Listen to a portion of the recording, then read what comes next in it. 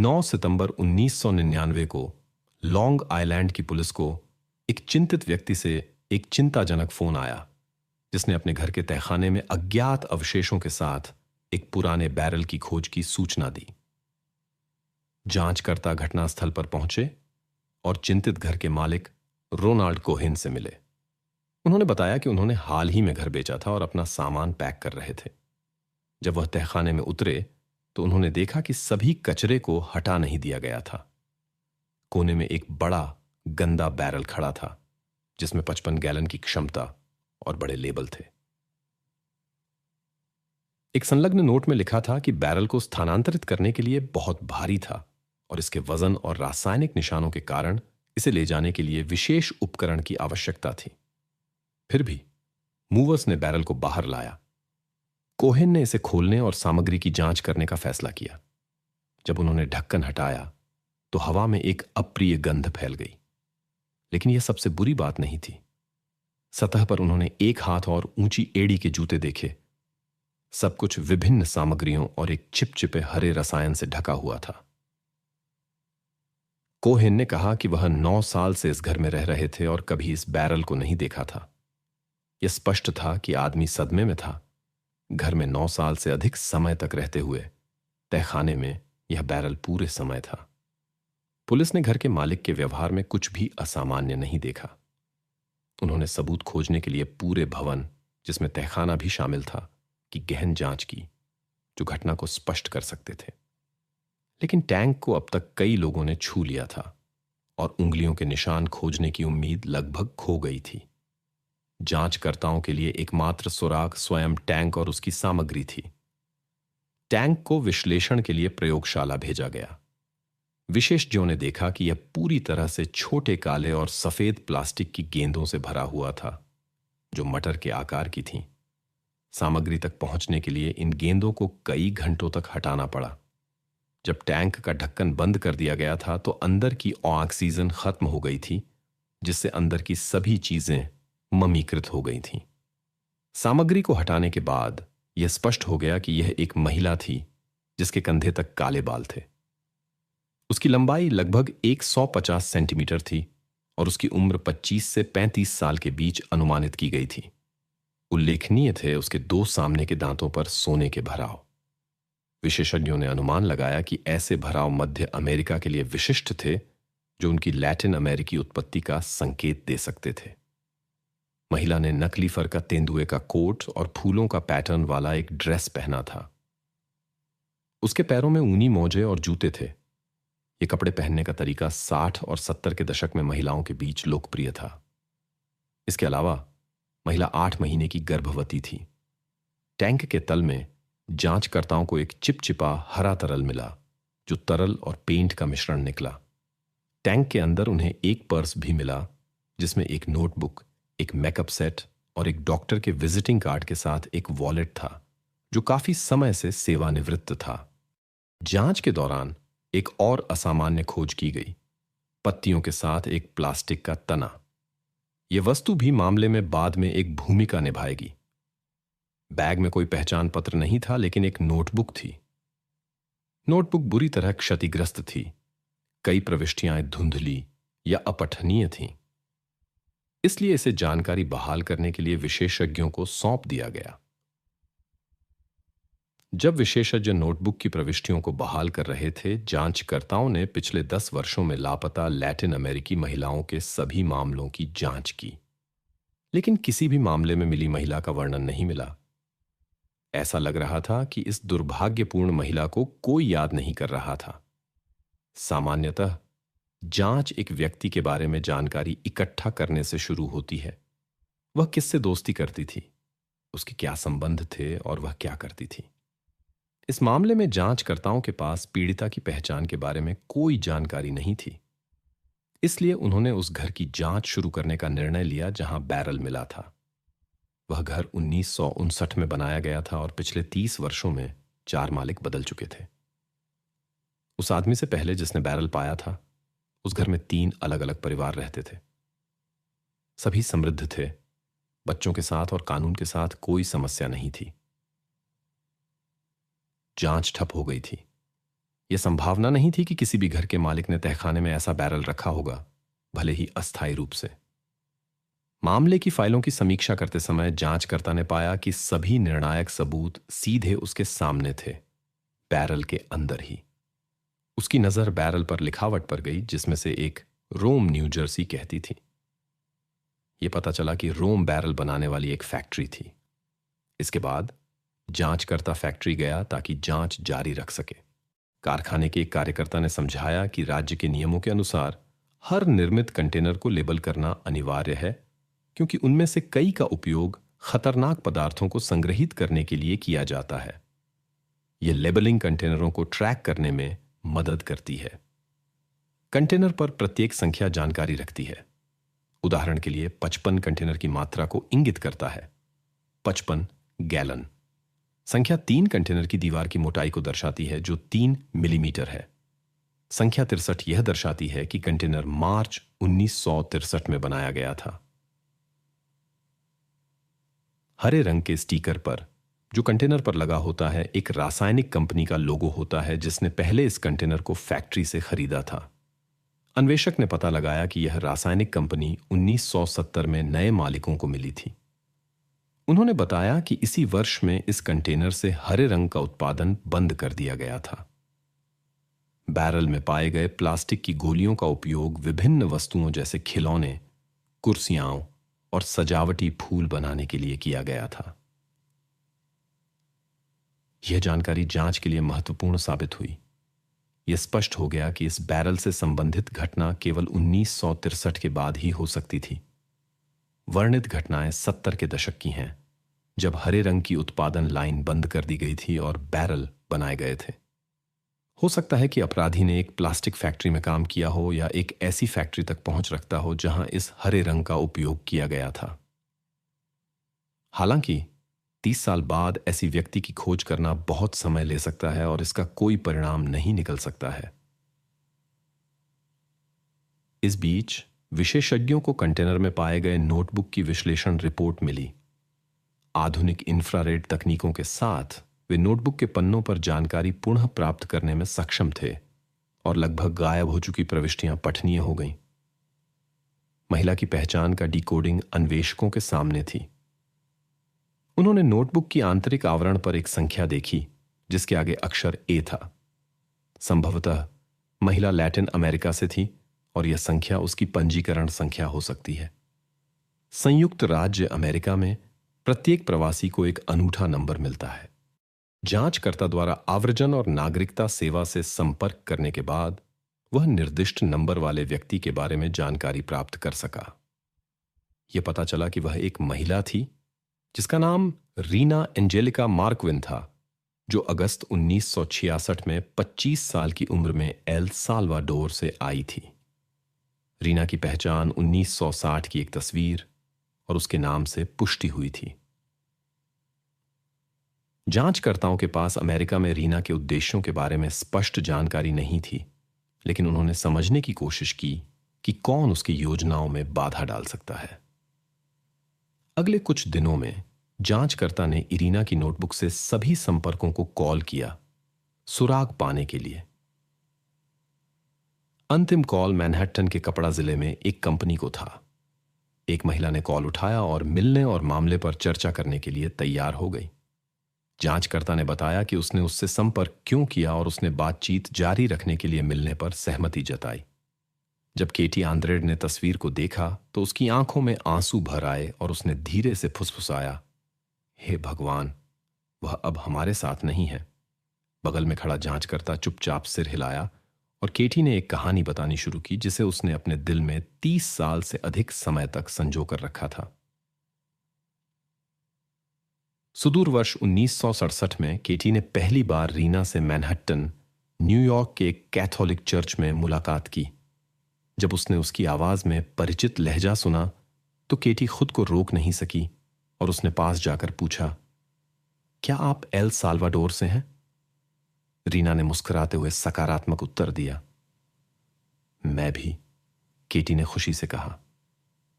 इस प्रकार उनकी घनिष्ठ मित्रता शुरू हुई जो उनके साझा गृह भूमि से बंधी थी। रीना ने केटी के साथ अपनी कठिनाइयों को साझा किया, तलाक के बारे में और पिछले साल न्यूयॉर्क में एक नए जीवन की उम्मीद में आने के बारे में। वह शहर के केंद्र में एक फैक्ट्री में काम करती थी और लड़कियों के लिए एक कैथोलिक घर में रहती थी। सभी कठिनाइयों के बावजूद रीना ने हमेशा मुस्कान और सीखने की इच्छा बनाए रखी। रीना अपनी चर्च की सदस्यों के बीच जानी और सम्मानित थी, जो उसे प्यार और सराहना करते थे। हर दिन काम के बाद वह मेहनत से अंग्रेजी सीखती थी। वह लगभग रोजाना अपनी सहेलियों से मिलती थी ताकि दिन की खबरें और घटनाओं पर चर्चा कर सके।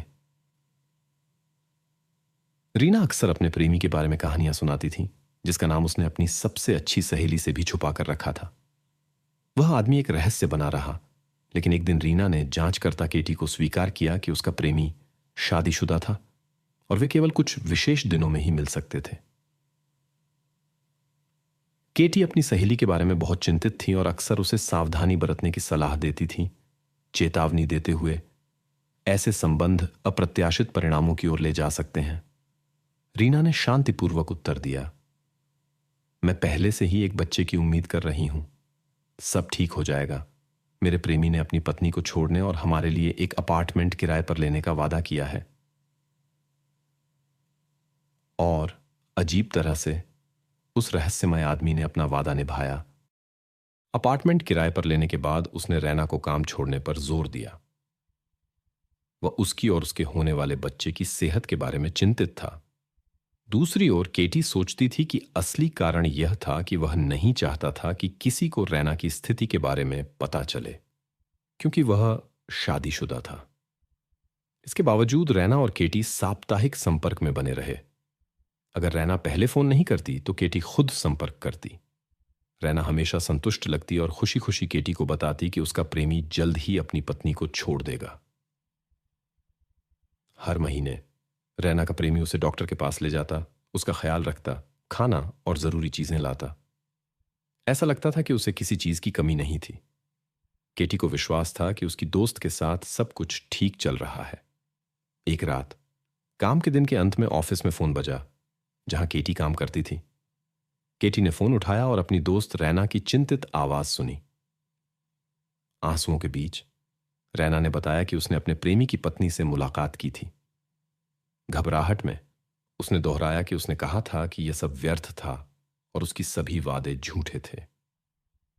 गर्भावस्था के 8वें महीने में अपने साथी की अपनी पत्नी को सच बताने का इंतजार करते करते थक गई, रैना ने खुद सब कुछ बताने का फैसला किया। थोड़ा शांत होने के बाद उसने केटी को बताया कि उसने पहले ही अपने प्रेमी की पत्नी को फोन किया और सच बता दिया था। जवाब में उसके प्रेमी ने रैना को फोन किया और उसके व्यवहार से बहुत असंतुष्ट था। केटी सब कुछ छोड़कर अपनी दोस्त के पास भागी। जब केटी रैना के अपार्टमेंट पहुंची तो उसने देखा कि दरवाजा खुला हुआ था। उसने अंदर जाकर कई बार अपनी दोस्त को पुकारा, लेकिन कोई जवाब नहीं आया। जब केटी अपार्टमेंट में दाखिल हुई तो उसकी नजर तुरंत रसोई के फर्श पर पड़े एक जूते पर पड़ी। रसोई की मेज पर एक प्लेट थी जो अभी भी गर्म थी। चिंतित होकर केटी तुरंत पुलिस स्टेशन गई। वहां उन्होंने ध्यान से सुना, लेकिन घटना के बाद से बहुत कम समय बीतने के कारण शिकायत दर्ज करने से इनकार कर दिया। जांचकर्ताओं को उन मामलों के बारे में पता था जिनमें पुरुष गर्भवती प्रेमिकाओं के साथ गायब हो जाते थे और वे महिला की खोज में संसाधनों का उपयोग नहीं करना चाहते थे।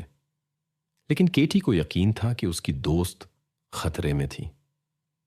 काम पर वापस वह लगातार रैना का नंबर डायल करती रही, लेकिन कोई जवाब नहीं मिला। रैना की चिंता ने केटी को एक पल भी चैन नहीं लेने दिया और वह हर दिन उसके बारे में सोचती रही। मदद के लिए किससे संपर्क करना है यह नहीं जानते हुए और उसके रिश्तेदारों के साथ कोई संपर्क नहीं होने के कारण केटी पूरी तरह से असहाय महसूस कर रही थी। तब से केटी को रैना की कोई खबर नहीं मिली, लेकिन वह हमेशा मानती थी कि उसकी दोस्त के साथ कुछ बुरा हुआ है। जब जांचकर्ताओं को कैथी के कैथोलिक अनाथालय का पता मिला, जहां पहले रैना रहती थी, तो वे सभी आवश्यक डेटा ढूंढ सके। दस्तावेजों से पता चला कि रैना वहां कुछ समय तक रही थी, उसकी आगमन और प्रस्थान की सही तारीखों के साथ। कैथी के अनुसार रैना गर्भावस्था के दूसरे या तीसरे महीने में अनाथालय छोड़ गई थी और उसे 8वें महीने में पाया गया था। इस प्रकार यह निर्धारित किया गया कि रैना मार्च या अप्रैल 1967 में परेशानी में पड़ गई थी। कैथी की जानकारी के धन्यवाद से जांचकर्ताओं को यह भी पता चला कि रैना का एक विवाहित पुरुष के साथ संबंध था, जैसे कि उस घर के पिछले 3 मालिकों का, जहां परेशानी मिली थी। अचल संपत्ति के रिकॉर्ड की जांच से पता चला कि घर का वह हिस्सा जहां परेशानी संग्रहित थी, मूल योजना का हिस्सा नहीं था। यह निर्माण केवल 1981 में किया गया था। इसका मतलब यह था कि परेशानी उसी समय तहखाने में आई हो सकती है। जांचकर्ताओं को यह पता लगाना था कि यह निर्माण किसने किया था। जांचकर्ताओं ने स्टैन मिलर पर ध्यान केंद्रित किया, जो घर के दूसरे मालिक थे। मिलर ने बताया कि वह 1972 में घर में चले गए थे और तुरंत अवैध निर्माण के बारे में जान गए थे। 1981 में उन्होंने सभी आवश्यक दस्तावेज जारी किए।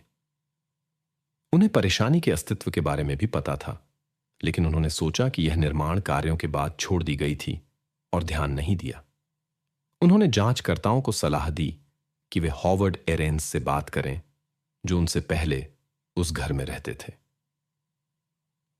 जांचकर्ताओं ने पाया कि हॉवर्ड एरेंस उस समय जब रैना परेशानी में पड़ी थी 40 वर्ष के थे, विवाहित थे और 3 बच्चों के पिता थे। हालांकि उन्हें कानून का पालन करने वाला नागरिक माना जाता था, जांचकर्ताओं ने एक परिस्थिति पर ध्यान दिया। उनके करियर की सफलता उनके ससुर से जुड़ी हुई थी, जिन्होंने उन्हें एक प्लास्टिक उत्पाद कंपनी में साझेदार बना दिया था। कंटेनर के तल में हरी रंग और एक प्लास्टिक की शीट थी। घर के पहले मालिक, जो एक ऐसी कंपनी में काम करता था जो ऐसे सामग्री और कृत्रिम फूल बनाती थी, ने इस रंग का उपयोग उत्पादों को रंगने के लिए किया था। विल्किंस ने लगभग 2 दशकों तक इस फैक्ट्री में अपने ससुर और एक सहयोगी ऑल्विन हाउपर्टमैन के साथ काम किया। जब कंपनी 1972 में बंद हो गई, तो उसने अपना घर शिकागो में बेच दिया और अपने परिवार के साथ फ्लोरिडा चला गया। जांचकर्ता फ्लोरिडा में विल्किंस के पिता से बात करने के लिए गए, लेकिन पहले उन्होंने अपनी धारणाओं की जांच करने और उसके पूर्व साथी शंतनु से मिलने का फैसला किया, जो भी फ्लोरिडा में रहता था। उन्होंने मालकिन को कंटेनर दिखाया और उसने तुरंत उसे पहचाना, कहते हुए, हां, ऐसे कंटेनरों का उपयोग हरे रंग को संग्रहित करने के लिए किया जाता था। उसने उन गोलियों को भी पहचाना जो उसमें मिली थीं। जांचकर्ताओं ने हाउपर्टमैन से उसके पूर्व साथी के बारे में सवाल पूछे।